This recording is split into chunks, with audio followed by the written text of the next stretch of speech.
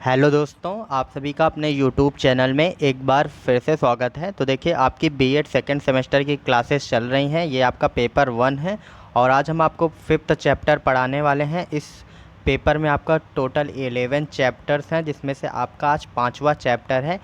और आपका सिलेबस क्या है, देखिए कि बौद्धकालीन शिक्षा व्यवस्था आपको इस चैप्टर में पढ़ना है। तो देखिए कि इसमें बौद्धकालीन शिक्षा व्यवस्था में आपको बौद्धकालीन शिक्षा व्यवस्था की विधियाँ कैसे थी, किस प्रकार से पढ़ाया जाता था, ये सारी चीज़ें आपको बतानी है, या इसमें इस चैप्टर में आप ये चीज़ें सीखेंगे। अगर आपने अभी पिछली वीडियोस नहीं देखा है तो पूरा आप देख लीजिए, आपका पूरा सिलेबस कंप्लीट हो जाएगा।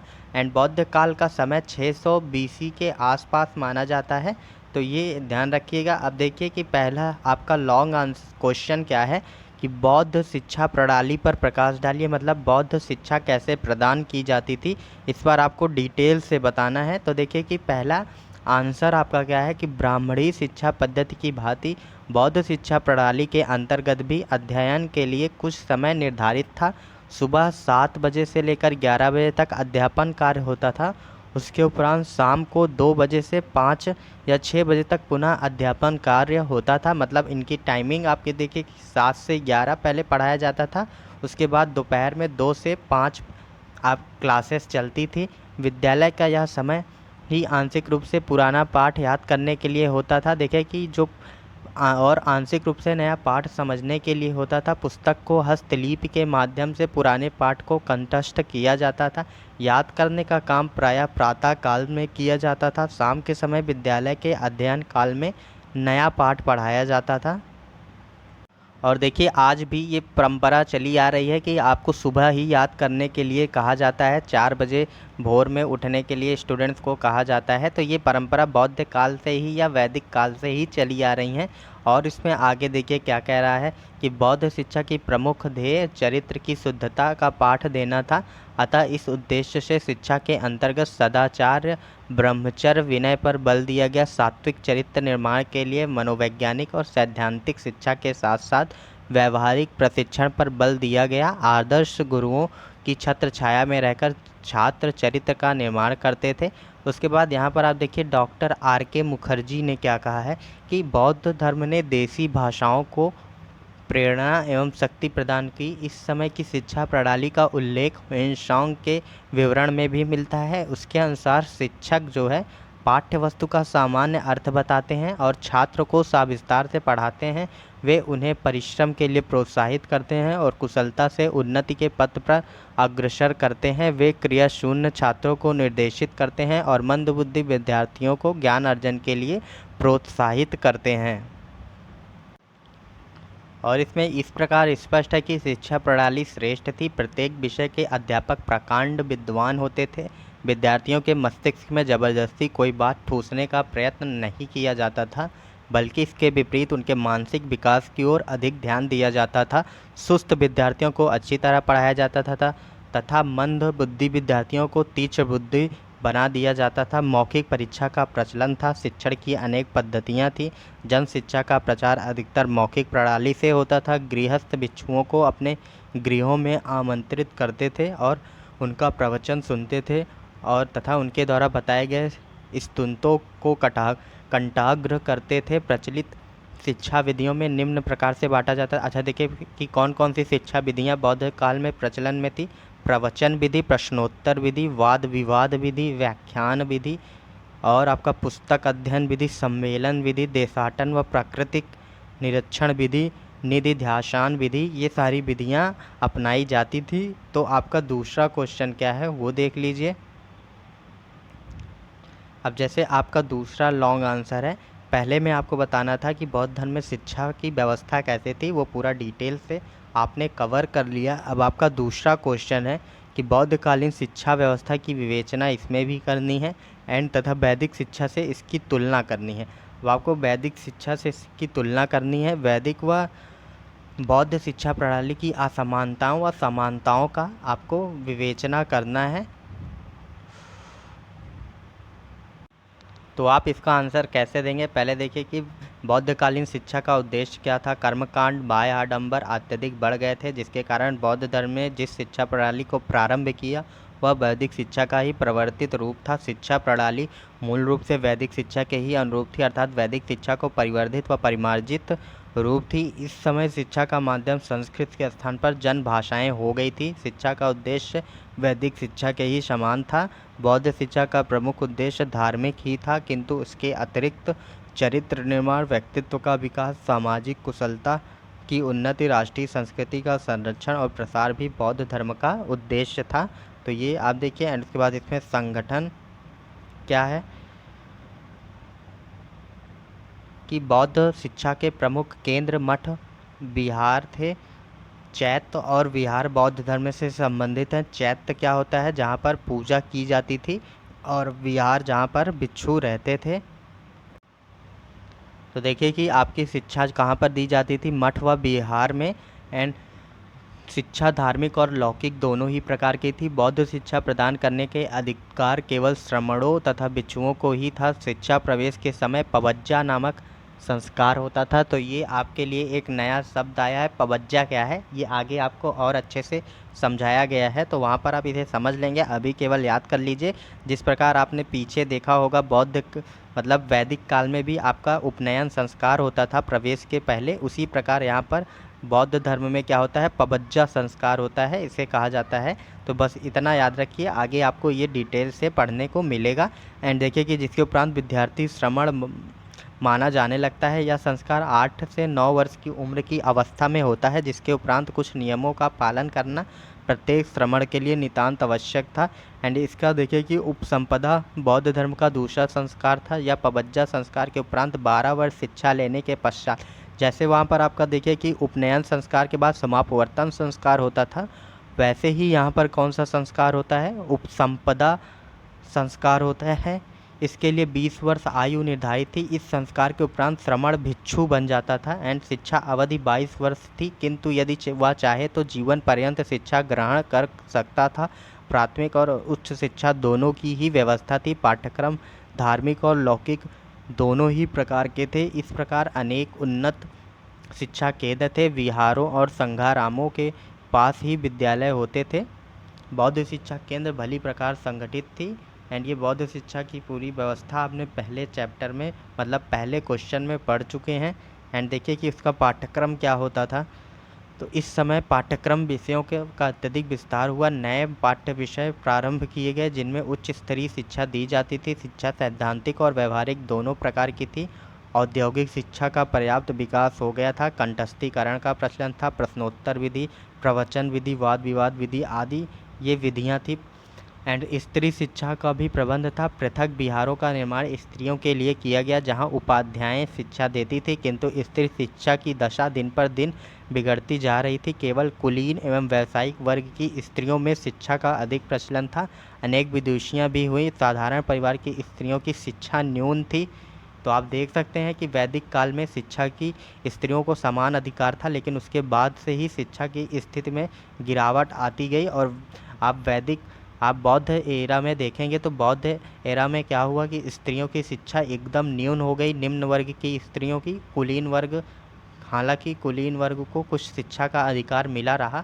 एंड देखिए कि गुरु शिष्य संबंध, इसमें आपको क्या करना है, गुरु शिष्य संबंध वैदिक शिक्षा के बाद ही स्नेहमय थे। एंड छोटे छोटे अपराध के लिए भी संघ दंड निश्चित करता था। बड़े अपराध के लिए संघ से निष्कासन भी कर दिया जाता था।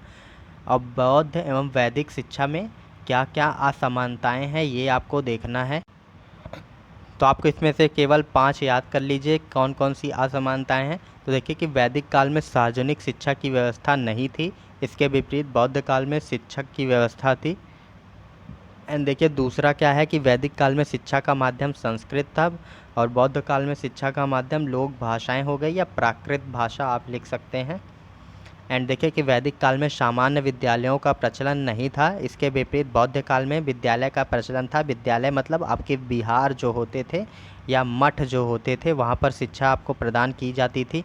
एंड आपका चौथा क्या है, वैदिक काल में शिक्षक केवल ब्राह्मण थे। इसके विपरीत बौद्ध काल में विभिन्न जातियों के भिक्षु व शिक्षक थे, ये ध्यान रखिएगा। और वैदिक काल में शिक्षा का स्वरूप व्यक्तिगत व पारिवारिक था। इसके विपरीत बौद्ध काल में शिक्षा का स्वरूप संस्थागत व सामूहिक था। और आपका छठा क्या है अंतर, ये देख लीजिए।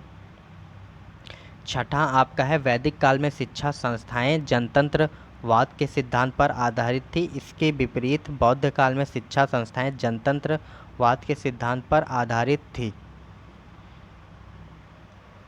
एंड आपका देखिए कि सेवेंथ क्या है कि वैदिक काल में शिक्षा का केंद्र आश्रम और गुरुकुल होता था। इसके विपरीत बौद्ध काल में शिक्षा का केंद्र मठ विहार, ये वी होगा, विहार और सुसंगठित शिक्षा संस्थाएं थी। आठवां वैदिक काल में केवल ब्राह्मण क्षत्रिय वैश्यों से शिक्षा प्राप्त करने का अधिकार था। इसके विपरीत बौद्ध काल में शिक्षा सभी धर्म वर्ग जाति के लोगों को ग्रहण करने की छूट थी, सभी शिक्षा ग्रहण कर सकते थे। अब आपको वैदिक व बौद्ध शिक्षा में समानताएं देखनी है। तो देखिए कि डॉक्टर अल्तेकर ने क्या कहा है कि जहाँ तक सामान्य शैक्षिक सिद्धांत अथवा प्रयोग की बात है, हिंदुओं और बौद्धों में कोई अंतर नहीं था, दोनों प्रणालियों के समान आदर्श थे। एंड देखिए कि समानताएं क्या है, दोनों प्रणालियों में शिक्षा बाह्य नियंत्रण से मुक्त थी, दोनों प्रणालियों के अंतर्गत छात्रों की दिनचर्या में समानता थी, मुख्य रूप से मौखिक शिक्षण विधि का दोनों में प्रयोग किया जाता था। एंड दोनों प्रणालियों में ही आपका धार्मिक और नैतिक जीवन को महत्व दिया गया था, दोनों प्रणालियों में ही शिक्षा संबंधी संस्कारों को महत्व दिया गया था। एंड इसके साथ साथ देखिए कि दोनों प्रणालियों के अंतर्गत शिक्षा, भोजन, निवास और निःशुल्क सुविधा प्रदान की गई थी। दोनों प्रणालियों के में गुरु शिष्य संबंधों को विशेष महत्व दिया गया था। सब दोनों प्रणालियों में क्या क्या समानताएं थी, देखिए कि शारीरिक दंड वर्जित था दोनों प्रणालियों में। एंड दोनों प्रणालियों के अंतर्गत छात्रों को अपने भोजन हेतु भिक्षा मांगने जाना होता था। एंड आप देखिए कि दोनों प्रणालियों के अंतर्गत सदाचार, सरल जीवन और उच्च विचारों का विशेष महत्व दिया गया था। और एक पॉइंट आप लिख सकते हैं 11वां कि दोनों प्रणालियों में शिक्षण संस्थाएं नगर व कोलाहल से दूर प्रकृति के प्रकृति के शांत वातावरण में स्थापित थी। तो आपके विद्यालय जो थे वहाँ पर मतलब प्रकृति के गोद में बसे हुए थे, शांत वातावरण था। तो ये इतनी आपकी समानताएं हैं, असमानताएं हैं, और ये इम्पॉर्टेंट क्वेश्चन की कैटेगरी में रखिएगा इसको। अब देखिए कि आपका 2 ही लॉन्ग क्वेश्चन थे, अब तो आपके शॉर्ट आंसर आ गए हैं। शॉर्ट क्वेश्चन क्या है, बौद्ध शिक्षा व्यवस्था के बारे में आप क्या जानते हैं। तो ये आपने लॉन्ग आंसर 2 पढ़ लिए, दोनों में पूरा एक्सप्लेन किया गया है। तो इसी को शॉर्ट फॉर्म में यहाँ पर आपको लिख देना है, पूरा आपको बता दीजिए। बस ये एक ध्यान रखिएगा कि R.K. मुखर्जी ने क्या लिखा है, या यदि उचित रूप से विचार किया जाए तो बौद्धकालीन शिक्षा प्राचीन हिंदू या ब्राह्मणी शिक्षा प्रणाली का केवल एक रूप था। ये आप जरूर लिखिएगा कि बौद्धकालीन शिक्षा व्यवस्था को आप वैदिक कालीन शिक्षा व्यवस्था का ही एक नया रूप या परिवर्तित रूप बताइएगा। ये डॉक्टर R.K. मुखर्जी ने यही कहा है। तो ये आपका क्वेश्चन कंप्लीट हो जाता है। एंड आपका बौद्धकालीन शिक्षा का उद्देश्य, इसमें आप क्या लिखेंगे, बौद्धकालीन शिक्षा का उद्देश्य या बौद्ध शिक्षा प्रणाली का क्या अर्थ व उद्देश्य था। तो बौद्ध शिक्षा प्रणाली आप बताएंगे। देखिए कि इसमें एक अर्थ और जोड़ दिया जाता है कि निर्वाण कहते हैं। बौद्ध शिक्षा का मुख्य उद्देश्य निर्वाण प्राप्त करना था, अर्थात सांसारिक मोह माया से मुक्ति ही बौद्धकालीन शिक्षा का उद्देश्य था। उद्देश्य क्या है यहाँ पर देखिए, शिक्षा द्वारा मोक्ष प्राप्ति का प्रयास करना, ये उद्देश्य था। एंड दूसरा क्या उद्देश्य है, आप देखिए कि बौद्ध शिक्षा का एक उद्देश्य धर्म प्रचार व प्रसार करना था, इसीलिए इनके बौद्ध भिक्षु भिक्षार्थियों को उच्च शिक्षा दी जाती थी। बौद्ध युगीन शिक्षा का उद्देश्य व्यक्तित्व का सर्वांगीण विकास करना भी था। और चौथा पॉइंट आप देखिए कि बौद्ध शिक्षा का उद्देश्य छात्रों को नए जीवन के लिए तैयार करना भी था। एंड धार्मिक शिक्षा के साथ साथ व्यावसायिक, प्राविधिक मतलब तकनीकी और वैज्ञानिक शिक्षा भी दी जाती थी। पांचवा पॉइंट आप लिख देंगे कि बौद्ध शिक्षा का अत्यंत महत्वपूर्ण उद्देश्य छात्रों का चारित्रिक और नैतिक विकास करना था। तो ये इतने पॉइंट आपको लिखने हैं। और आपका तीसरा क्वेश्चन क्या कहता है कि बौद्ध शिक्षा प्रणाली के गुण आपको बताना है। गुण क्या, जो आपने वही पढ़ा, यहाँ पर पॉइंट में लिख देना है कि बौद्ध शिक्षा में बालक अपने परिवार की पूर्ण स्थिति का परित्याग करके पवज्जा संस्कार से 8 वर्ष की आयु में विद्यारंभ प्रारंभ कर देता है। तो ये सारी विशेषताएं आपको और देखिए कि पवज्जा संस्कार से आपका स्टार्ट होता है पढ़ाई और कहाँ तक चलता है, उपसंपदा संस्कार तक आपकी पढ़ाई चलती है। 22 वर्ष की शिक्षा प्राप्त करने के बाद उपसंपदा संस्कार के बाद वह पूर्ण भिक्षु की स्थिति प्राप्त कर सकता है। बौद्ध शिक्षा के द्वारा सभी धर्म वर्ग जाति के लोगों के लिए खुले हैं। 12 वर्ष के और उपसंपदा के बाद 10 वर्ष की शिक्षा होती थी। अध्ययन के विषय धार्मिक लौकिक दोनों होते तो, किंतु शिक्षा में बौद्ध धर्म की दर्शन को प्रधानता दी गई थी। तो ये आपको बता देने हैं विशेषताएं, ये पहले आप पढ़ चुके हैं। अब बौद्ध शिक्षा के 6 दोष बताने हैं, ये भी क्वेश्चन इंपॉर्टेंट है। आपने अच्छी बातें तो सब पढ़ ली, अब बौद्ध शिक्षा के 6 दोष क्या हैं ये भी क्वेश्चन आए है। तो आप ये देखिए कि क्या दोष है कि अहिंसा पर इतना बल दिया गया कि सैनिक शिक्षा का विकास न हो सका। और दूसरा क्या है, स्वजीवन की पवित्रता पर अधिक ध्यान देने से समाज के विकास की ओर कम ध्यान दिया गया।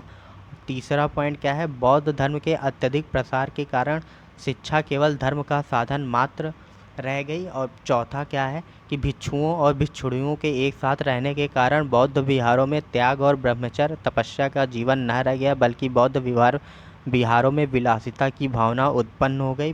पांचवा क्या है, शारीरिक विकास की अवहेलना हुई क्योंकि मानसिक और हृदय पक्ष पर अधिक बल दिया गया। हस्तकलाओं को हे समझे जाने के कारण श्रम का महत्व घट गया। और छठा क्या है, देखिए संघ और बिहारों में धीरे धीरे समाज विरोधी तत्वों का प्रवेश हो गया। अत्याचार और अनाचार फैलने लगे और इसका असर बौद्धकालीन शिक्षा पर भी पड़ा। और आपका देखिए कि नेक्स्ट क्वेश्चन क्या है कि उपसंपदा संस्कार क्या है, इसके बारे में आपको लिखना है। देखिए आप पहले ही ये दोनों टर्म्स समझ चुके हैं, उपसंपदा संस्कार और पबज्जा संस्कार क्या है। तो ये आप यहाँ देखिए कि यह संस्कार उच्च शिक्षा प्राप्त करने के लिए आवश्यक था। 20 वर्ष की आयु पर यह संस्कार किया जाता था। यह एक पक्षी नहीं था, वरन यह संस्कार संघ के कम से कम 10 योग्य भिक्षुओं के समक्ष संपादित होता था। इस अवसर पर भिक्षु छात्र का परिचय कराता था। इसके बाद भिक्षु छात्र से प्रश्न पूछता था। प्रश्नों के उत्तर से यह निश्चय होता था कि छात्र उपसंपदा ग्रहण करने का अधिकारी है या नहीं। ये इस संस्कार के बाद छात्र संघ या मठ में रहने का अधिकारी हो जाता था। इस अवसर पर कुछ नियम बताए जाते थे जिनका पालन संघ में रहने के लिए आवश्यक था, और इन नियमों का उल्लंघन करने पर आपको संघ से निष्कासित कर दिया जाता था। अब आपका देखिए कि इम्पॉर्टेंट है पबज्जा संस्कार आपका क्या है। पबज्जा संस्कार या बौद्ध शिक्षा में प्रवज्या संस्कार क्या है। तो बौद्ध शिक्षा में संघ शिक्षा का प्रमुख केंद्र था। बौद्ध काल में पबज्जा संस्कार के माध्यम से छात्र का मठ में प्रवेश होता था। जिस प्रकार मतलब वैदिक काल में शिक्षा के लिए गुरुकुल में प्रवेश करने के लिए उपनयन संस्कार अनिवार्य था, उसी प्रकार बौद्ध काल में मठ में प्रवेश करने के लिए प्रवज्जा संस्कार अनिवार्य था। और देखिए पबज्जा का तात्पर्य क्या होता है, बाहर जाना तथा छात्र परिवार से अलग होकर बौद्ध संघ या मठ में प्रवेश करना था। उस समय छात्र अपने सिर का बाल मुंडवाते थे, पीले वस्त्र पहनता था, मठ के भिक्षुओं के चरणों में माथा टेकता और फिर पलथी मारकर बैठ जाता था। इसके बाद मठ का सबसे बड़ा भिक्षु छात्र को शरण तंत्री प्रदान करने के लिए उससे निम्न 3 शब्दों को 3 बार कहलवाता था। बुद्धाम शरणाम गच्छामि, धम्मम शरणाम गच्छामि, संघम शरणाम गच्छामि।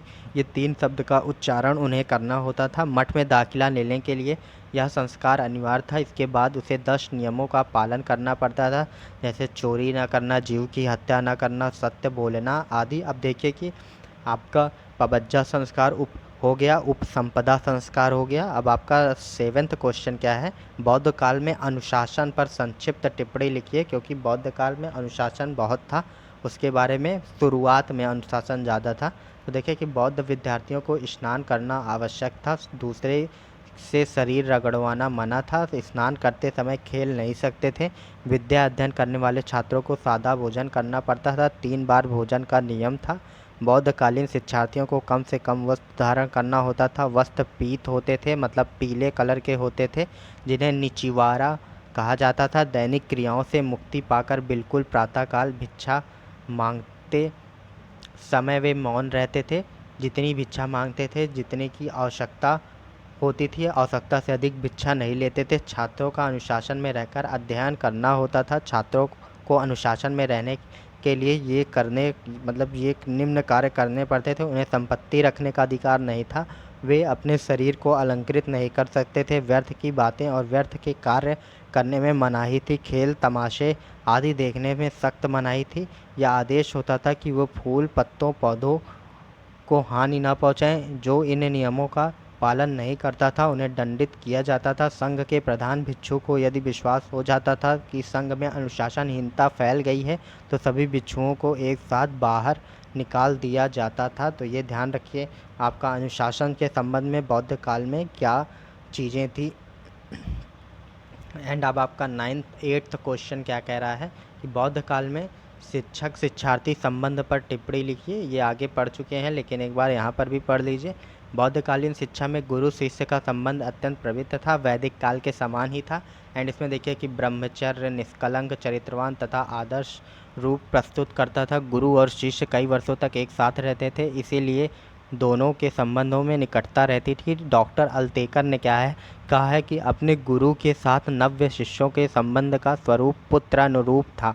पारिवारिक संबंध सम्मान, विश्वास और प्रेम के साथ एक दूसरे से बंधे हुए होते थे। अब आपका एक और टर्मिनोलॉजी आ गई है जिसके बारे में आपको पता होना चाहिए।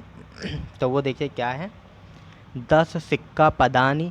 इसका अर्थ मतलब इससे आप क्या समझते हैं ये बताना है। मतलब देखिए कि 10 सिक्का पदानी ये टर्म याद रखिएगा किससे संबंधित है, ये बौद्ध धर्म से संबंधित है। तो इसको आपको यहीं पर लिखना है। तो देखिए बौद्धकालीन शिक्षा में विद्यार्थियों को सामनेर अथवा श्रमण कहा जाता था। वे मठों एवं विहारों में रहकर शिक्षा अर्जन करते थे जहाँ पर उन्हें 10 नियमों को पालन करना अनिवार्य था। इसे ही 10 सिक्का पदानी के नाम से जाना जाता है। पहला सत्य बोलना, दूसरा निंदा न करना, तीसरा शुद्ध व्यवहार करना, शुद्ध आचरण करना, अहिंसा का पालन करना, सत आहार लेना। और आपका 7वां देखिए क्या है कि बिना दिए हुए वस्तु न लेना, मादक पदार्थों का सेवन न करना, श्रृंगार न करना, सोना चांदी हीरे जवाहरात का दान न लेना। देखिए 10वां आपका क्वेश्चन कौन सा है, बौद्ध शिक्षा का पाठ्यक्रम की प्रमुख विशेषताएं बतानी है। पाठ्यक्रम मतलब कैरिकुलम होता है, तो पाठ्यक्रम की प्रमुख विशेषताएं क्या है। पाठ्यक्रम धर्म प्रधान था। पाठ्यक्रम का उद्देश्य आध्यात्मिक मूल्यों को प्राप्त करना था। शिक्षा का माध्यम पाली व प्राकृतिक भाषाएं थी क्योंकि बौद्ध काल में मातृभाषा के रूप में ही ये दोनों भाषाएं प्रचलित थी। और उच्च शिक्षा के लिए संस्कृत का अध्ययन आवश्यक होता था, ये ध्यान रखिएगा। और उसके बाद और क्या चीज़ें हैं, तो 5वां पॉइंट आपका क्या है कि बौद्ध शिक्षा में विशिष्टीकरण का प्रचलन था, अतः छात्र किसी एक विषय में विशेषज्ञता को प्राप्त करता था। शिक्षक भी अपने विषय में पूर्ण विशेषज्ञ होते थे। छठा क्या है, विषय का चुनाव छात्र अपनी रुचि या एक योग्यता अनुसार करते थे। प्रारंभिक पाठ्यक्रम व्यवहारिक था जबकि उच्च शिक्षा का पाठ्यक्रम अत्यधिक विस्तृत व आध्यात्मिक और सांसारिक दोनों प्रकार के पाठ्य विषय पढ़ाने की व्यवस्था थी। एंड आपका 11th क्वेश्चन क्या कह रहा है ये ध्यान दीजिए कि आपका क्या है कि बौद्ध काल में स्त्री शिक्षा पर बताना है। और ये आप स्टार लगा लीजिए, ये आपका इम्पॉर्टेंट क्वेश्चन है, इस पर आपको ज़रूर ध्यान देना है। 2 से 3 बार इसे एक बार रिवीजन कर लीजिएगा क्योंकि ये पूछे जाने के चांसेस आपके एग्ज़ाम में हैं इसका। तो देखिए बौद्ध धर्म में स्त्रियों का स्थान पुरुषों की अपेक्षाकृत निम्न था और संघ में प्रवेश की स्वतंत्रता नहीं थी। कुछ समय उपरांत स्त्री शिक्षा का प्रचलन प्रारंभ हो गया किंतु शिक्षा ग्रहण करने वाली स्त्रियों की संख्या अति अल्प थी। महात्मा बुद्ध ने अपनी विमाता महाप्रजापति और अपने प्रिय शिष्य आनंद के अनुरोध पर संघ में स्त्री शिक्षा प्रारंभ किया किंतु उन्हें वहाँ के कठोर नियमों का पालन करना अनिवार्य था। उनके शिक्षण व रहने की व्यवस्था पृथक थी। संघ में विशेष रूप से कुलीन और व्यावसायिक वर्ग की स्त्रियों ने ही प्रवेश किया, ये सभी भिक्षुणी हो गई थी। इस साधारण स्त्रियों की शिक्षा को बौद्धिक शिक्षा प्रणाली में कोई स्थान नहीं था। 4वीं सदी में बौद्ध शिक्षा केंद्र का अत्यधिक विकास हुआ और अंतर्राष्ट्रीय ख्याति प्राप्त कर गए तो इसकी स्त्रियों को इन विद्यालयों में स्थान नहीं दिया गया, जिससे बौद्ध काल में स्त्री की शिक्षा में कोई आशातीत सफलता न प्राप्त हो सकी। किंतु अन्य केंद्र में स्त्री शिक्षा प्रचलित था जिससे उनका चरित्र उत्थान हुआ। और इस समय अनेक विदुषियाँ हुई जिन्होंने दर्शन और धर्म के क्षेत्र में अभूतपूर्व योगदान दिया। इस प्रकार इस समय के ग्रंथों का आधार पर स्पष्ट है कि स्त्रियां सभी क्षेत्रों में भाग लेती थी। कुछ स्त्रियां बौद्ध धर्म का प्रचार करने के लिए विदेश भी गई थी। उच्च शिक्षा प्राप्त स्त्रियां अध्यापन कार्य भी करती थी और उपाध्याया कहलाती थी। स्त्रियों को आयुर्वेद, आलोचना, वेदांत, दर्शन, ललित कलाओं की शिक्षा दी जाती थी किंतु यह शिक्षा कुलीन परिवार की स्त्रियां और भिक्षुणियों के लिए ही सीमित थी। साधारण परिवार की स्त्रियां शिक्षा प्राप्त नहीं कर पाती थी। तो ये ध्यान रखना आपका कि बौद्ध काल में शिक्षा में स्त्रियों की स्थिति क्या थी। और अब आपका 12th नंबर क्वेश्चन देखिए क्या है कि तक्षशिला विश्वविद्यालय पर संक्षिप्त टिप्पणी लिखिए। ये बौद्ध काल का सबसे प्रसिद्ध आपका मान सकते हैं, ये कॉलेज कह सकते हैं या विद्यालय था या विश्वविद्यालय आप कहिए। तो देखिए कि यहाँ पर क्या है, यह भारत का सबसे प्राचीन शैक्षिक केंद्र था जो अब पाकिस्तान में है। राजगिरी, वाराणसी और मिथिला तक से यहाँ युवक शिक्षा प्राप्त करने आते थे। यहाँ वैदिक परंपरा अनुसार गुरुकुल शिक्षा प्रणाली अपनाई गई थी। प्रवेश के लिए विद्यार्थियों की न्यूनतम आयु 6 वर्ष निर्धारित की गई थी। विद्यार्थियों को प्रवेश के समय या शिक्षा समाप्त करने के बाद गुरु को 1 सहस्त्र मुद्राएं देता था। 1 सहस्त्र मतलब 1000 मुद्राएं देता था या सेवा करके गुरु ऋण अदा करता था। प्रवेश के लिए जाति बंधन नहीं था। छात्र को आवास, भोजन की व्यवस्था थी। एंड यह विश्वविद्यालय व्याकरण, चिकित्सा, सैन्य शिक्षा हेतु अत्यधिक प्रसिद्ध था। यहाँ वेद, व्याकरण, दर्शन 18 सिप्पों मतलब विषयों की शिक्षा दी जाती थी। पाणिनि, चाणक्य, जीवक, चंद्रगुप्त मौर्य, विश्वामित्र तक्षशिला की ही देन थे। 1000 वर्ष तक उच्च शिक्षा का यह केंद्र अंत में बर्बर हूणों के द्वारा नष्ट कर दिया गया। अब आपको विक्रमशिला हो गया। अब आपका नालंदा विश्वविद्यालय के बारे में बताना है, जो बिहार की राजधानी पटना से लगभग 50 मील दक्षिण की ओर राजगिरी के समीप बिहार राज्य में स्थित है। इसकी स्थापना गुप्त सम्राट कुमारगुप्त प्रथम ने की थी। चीनी यात्री हुएनसांग के समय गुरु स्नातकों के संरक्षण में यह खूब फला फूला था। यह विश्वविद्यालय बहुत विशाल था। यह लगभग 1 मील लंबा और आधा मील चौड़ा था। इसके अंदर बड़े बड़े सभा भवन थे जहाँ विद्यार्थियों को भाषण दिए जाते थे। 300 अध्ययन कक्ष थे। इसमें एक विशाल पुस्तकालय था जो 3 भागों में विभक्त था। एक रत्नसार, दूसरा रत्नदधि, तीसरा रत्नरंजक। 3 भागों में कहाँ मतलब जो विशाल पुस्तकालय था वो 3 भागों में था। कौन कौन सा? रत्नसार, दूसरा रत्नदधि, तीसरा कौन सा? रत्नरंजक। पुस्तकालय की इमारत 9 मंजिला थी और करीब 300 फीट ऊंची। देखिए, नालंदा विश्वविद्यालय में प्रवेश पाने के लिए प्रवेश परीक्षा हुआ करती थी। छात्रों को प्रवेश के पूर्व परीक्षा देनी अनिवार्य थी तथा परीक्षा में पास होने वाले छात्र ही प्रवेश पाते थे। इसमें केवल 10% ही छात्र उत्तीर्ण होते थे। ये बहुत कठिन परीक्षा होती थी।